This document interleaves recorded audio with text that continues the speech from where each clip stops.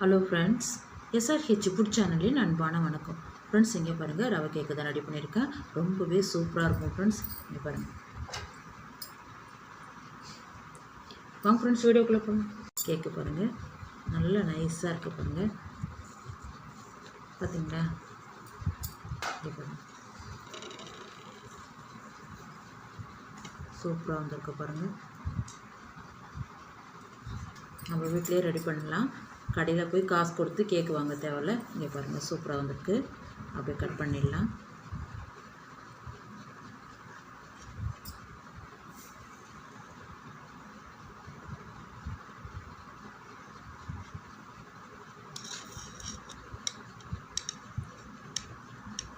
இங்கே பாருங்கள், இங்கே பாருங்கள் ஃப்ரெண்ட்ஸ், எவ்வளோ ஒரு சூப்பராக இருக்குது பாருங்கள்.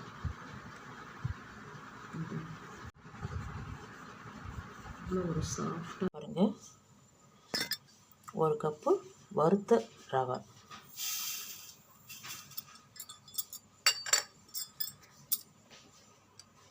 அரை கப்பு சர்க்கரை அரை கப்பு சேர்த்துருக்கேன். இங்கே பாருங்கள் ஃப்ரெண்ட்ஸ், அரை கப்பு மைதா. இதையெல்லாம் நல்லா நைஸாக அரைச்சிடலாம் ஃப்ரெண்ட்ஸ். பாருங்கள், நல்லா நைஸாக அரைச்சிட்டேன்.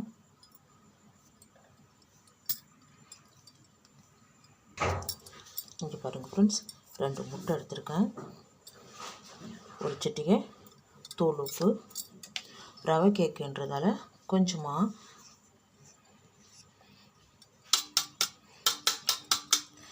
நல்லா கலந்து, இங்கே பாருங்கள், நல்லா கலந்து விடுங்க.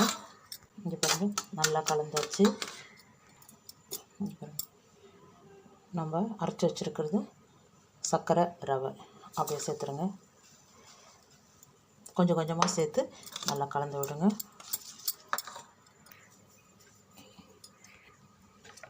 ஃப்ரெண்ட்ஸ், இங்கே பாருங்கள், பேக்கிங் பவுடர் 1 டீஸ்பூன் சேர்த்துருக்கேன். அப்பச்சோடா இது ஒரு 1/4 டீஸ்பூன் நல்லா சேர்த்து கலந்து விடுங்க. இங்கே பாருங்கள், வெண்ணிலா எசன்சி 1 டீஸ்பூன் இதுவும் சேர்த்து நல்லா கலந்து விடுங்க. இங்கே பாருங்கள், நல்லா கலந்து விட விட எவ்வளோ புசுன்னு இருக்குது பாருங்கள். மாவு இந்த அளவுக்கு இருக்குது. இப்போது காய்ச்சின பால் இன்னும் கொஞ்சம் திக்காக இருக்குது. கொஞ்சமாக சேர்த்து நல்லா கலந்து விடுங்க. இது பாருங்கள், இந்த அளவுக்கு இருந்தால் போதும்.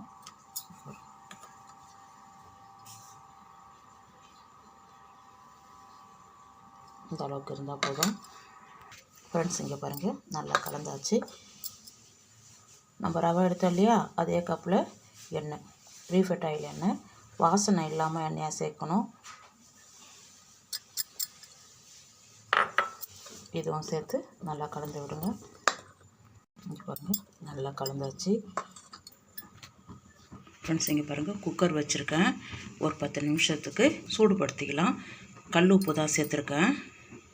இங்கே பாருங்கள், நம்ம கேக்கு ரெடி பண்ண போகிறோம் இல்லையா, இந்த பாத்திரத்தில் இந்த மாதிரி பாத்திரத்தை எடுத்துருக்கேன். அப்போ தான் நம்ம கேக்கு ரெடி பண்ணிட்டு பிறகு எடுக்கிறதுக்கு நல்லா வசதியாக இருக்கும். இந்த கப்பில் எண்ணெய் தடவி கோதுமை மாவு சேர்த்துருக்கேன். மைதா கூட சேர்த்துக்கலாம். இங்கே பாருங்கள், அப்படியே சுற்றி தட்டி விட்டிங்கன்னா அழகாக மாவு படிஞ்சு வந்திருக்கு பாருங்கள். எக்ஸ்ட்ரா இருக்கிற மாவு இருந்தால் எடுத்துருங்க. இங்கே பாருங்கள், நம்ம ரெடி பண்ணி வச்சுருக்கிற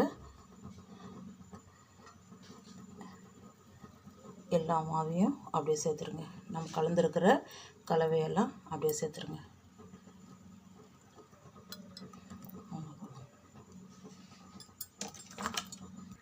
இங்கே பாருங்கள், ரெடி ஆகிடுது. இங்கே பாருங்கள், ரெடி ஆகிடுது. ஏர் போகிறதுக்காக 2 டைமு இப்படி லைட்டாக அப்படி தட்டுங்க. டூட்டி ஃப்ரூட்டி முந்திரி எல்லாமே அப்படியே சேர்த்துருங்க.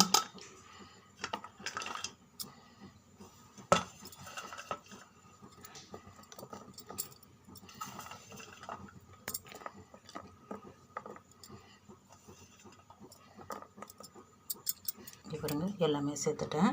இங்கே பாருங்கள் ஸ்டாண்ட் எடுத்து வச்சுருங்க. ஸ்டாண்டு வச்சுருக்கேன். இது மேலே நம்ம ரெடி பண்ணதை சேர்த்துடலாம். இங்கே பாருங்கள் அப்படியே எடுத்து வச்சிடலாம். பாருங்கள் பெல்டனில் விசிலும் சேர்க்கல, அப்படியே மூடி வைங்க. அடுப்பு வந்து சிம்மில் வச்சுடுங்க. இங்கே பாருங்கள் மூடியாச்சு. 30 நிமிஷம் இல்லை 45 நிமிஷம் கேக்கு ரெடி. இங்கே பாருங்கள் கேக்கு ரெடி ஆகிடுத்து. வடை எடுக்கிற கம்பியாலேயே இங்கே பாருங்கள் அழுத்தி பாருங்கள் ஒட்டாமல் வந்திருக்கு. பாருங்கள் கேக்கு ரெடி. அப்படியே எடுத்துடலாம். இங்கே பாருங்கள் கேக்கு ரெடியாக இருக்குது ஃப்ரெண்ட்ஸ். இங்கே பாருங்கள் கேக்கு தட்டு மேலே வச்சு அப்படியே திருப்பிடலாம் ஃப்ரெண்ட்ஸ். சுத்திரியும் இந்த கத்தியாலேயே அடி எதுவும் பிடிக்கல, கரெக்டாக இருக்குது பாருங்கள். இங்கே பாருங்கள் கேக்கு அப்படியே திருப்பி வச்சிடலாம். எவ்வளோ ஒரு சூப்பராக இருக்குது பாருங்கள். நைஸாக பண்ணு போல் ஃப்ரெண்ட்ஸ். இங்கே பாருங்கள் ரவை கேக்கு தான் ரெடி பண்ணியிருக்கேன். ரொம்பவே சூப்பராக இருக்கும் ஃப்ரெண்ட்ஸ்.